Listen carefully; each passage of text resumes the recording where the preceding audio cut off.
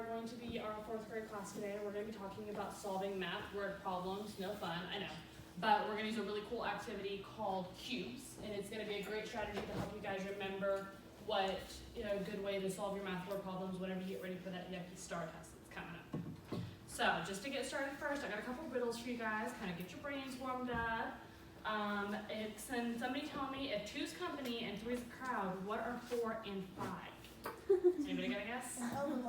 2's company, 3's a crowd, what's 4 and 5? Numbers. I'll give you a hint, it's a number. Their numbers. Nobody? 4 and 5? 9, very good. Alright, I added 5 to 9. Make sure you got your listening ears on. I add 5 to 9 and get 2. The answer's correct, but how? Think about a clock. Think about time. Anybody? You got a guess? Yeah, it was 9 p.m. and now it's at 2 a.m. Almost. So you start with 9 a.m. and then you add 5 hours and you get 2 p.m. Or you could start at 9 p.m., add 5 hours and get 2 a.m. if you're an adult. All right. So for our next activity, we are going to watch a video that I just realized I didn't pull up. My bad. Just a moment.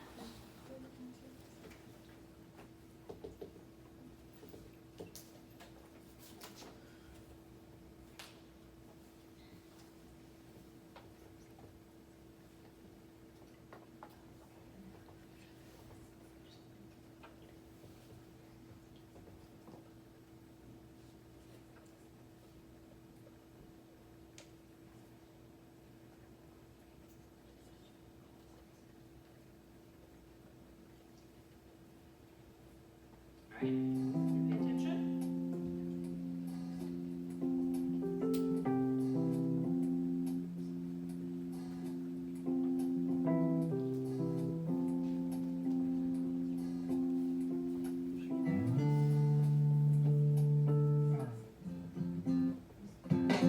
All right, so you can raise your hand and tell me what they think the word cubes stands for. Ready? Go ahead. Boxes. Okay. Christina? Circle.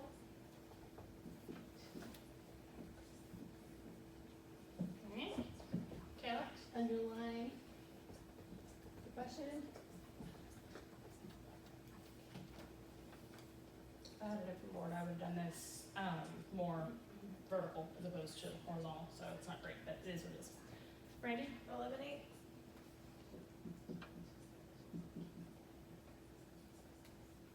And last one?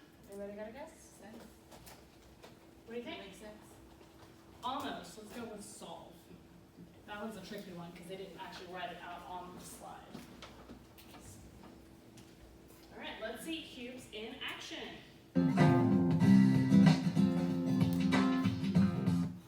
So what's the first step in our cube strategy? Circle. Circle. So we are going to circle all of our numbers, right? You can tell me the first number we're going to circle. 32. Okay, and? 14. Okay, 7. okay. And 7. Very good. All right. Can anybody guess what our next step is going to be? Underline. Let's see.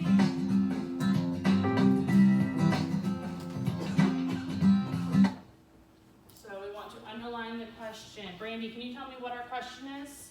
How many lions were now part of the Pride and All? Very good. So we're going to underline our question.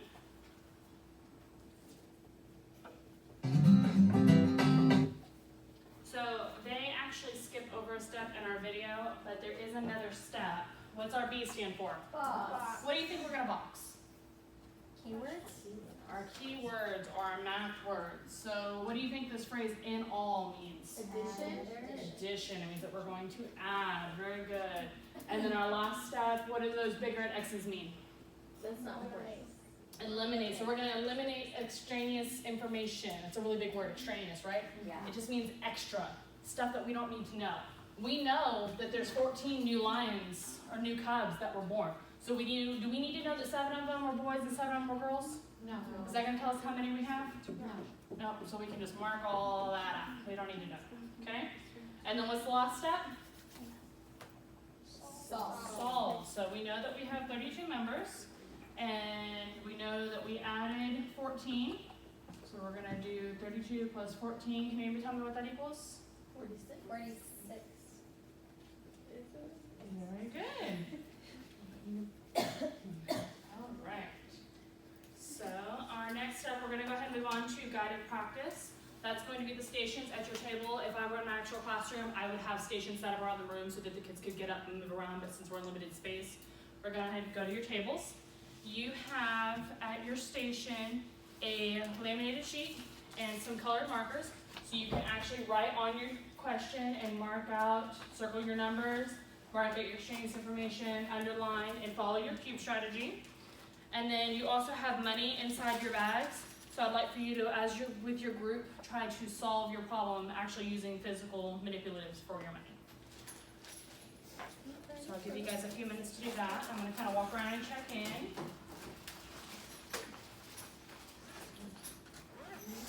So what do you think your first step's going to be? Read the question. Very good. You always want to start with reading the question. And you know that's a good strategy for the test because they have some tricky questions on it. So you want to read all of the questions before you even start doing anything so you know what you're going to do. $5.50. How much money did you have left? I see y'all are circling your numbers. Good job. So here's Very good. Thank you. Good. Y'all circle your numbers.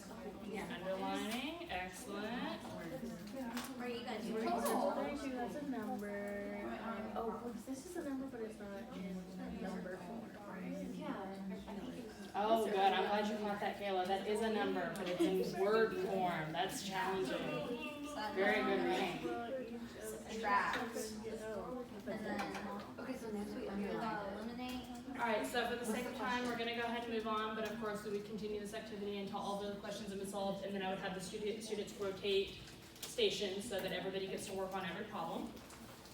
Next up, we're going to do our independent practice, which is going to be a head-to-head competition where everybody else is going to get to cheer them on. So can I have my intervention student and my GT student? Do you have those people? Yes. The designated?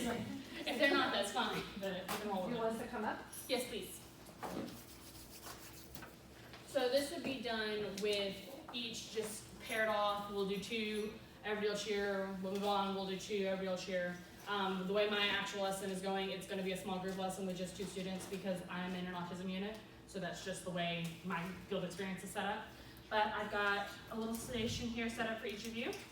We have our little ballot boards where I'm going to have you very quickly draw a little picture that you're going to show us whenever you're done, saying just a positive phrase, I did it, I'm done, finish whatever you want to write. So each of you can do that. I also have for them at their stations money, so they have their manipulatives. I have markers, so they can use all the same cube strategies that we used here. And then they have a worksheet that they're going to solve their questions, and I have a stopwatch. So everybody will get a prize when it's all said and done, but they will get to choose their prize in order of who finishes first. Just to add a little bit of competition, not too much so where it's not fun, but enough to challenge them and motivate the students to be engaged and want to participate. So if y'all will choose one problem on the first page to solve. Really quick, I wanted to note for my intervention student, you'll see that I've already added some of her stuff. I've already marked out the extraneous information. I've already circled some of her numbers, and then I've given her an outline of how to build her equation. For my extra person, I went ahead and I have them building their own word problem. So in the event that they were finished or that they needed a little extra something to work on, then they would build their own word problems using the cube strategy that we've already assigned. Okay, so I'll give you guys a minute to go ahead and try and solve one of our problems. All right, ready? Go.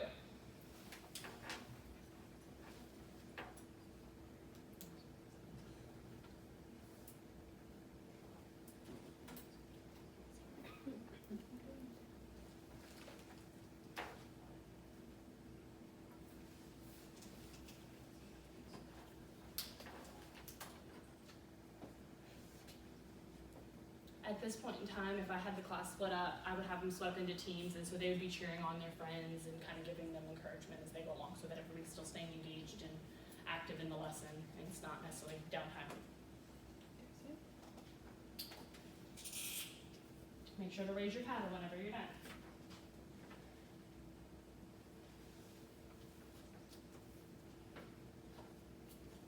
Yay! Very good. You did a great job. All right. So finally, for our closure, I would like everybody to take your exit ticket in front of you. And we talked about a lot of different things as far as word problems go today, but there are 3 key parts in our lesson. Can anybody tell me what they think those words might be? 3 key words. Cubes.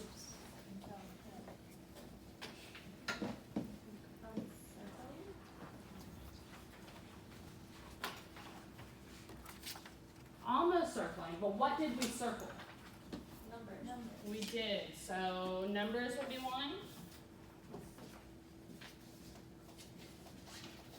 Okay. What did we underline? What part of our problem did we underline? Our question.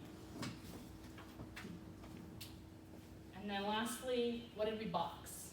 Keyword. A keyword. Very good. So without these 3 things, you can't have a word problem, right? In order to have a word problem, you have to have numbers, math. You have to have a question because you got to know what you're going to do, and you have to have math words because you have to be able to actually solve the problem. Do we have any questions? We have 8. All good? All right, that's our lesson. If you can put the money and markers and stuff back in the bags, I appreciate it.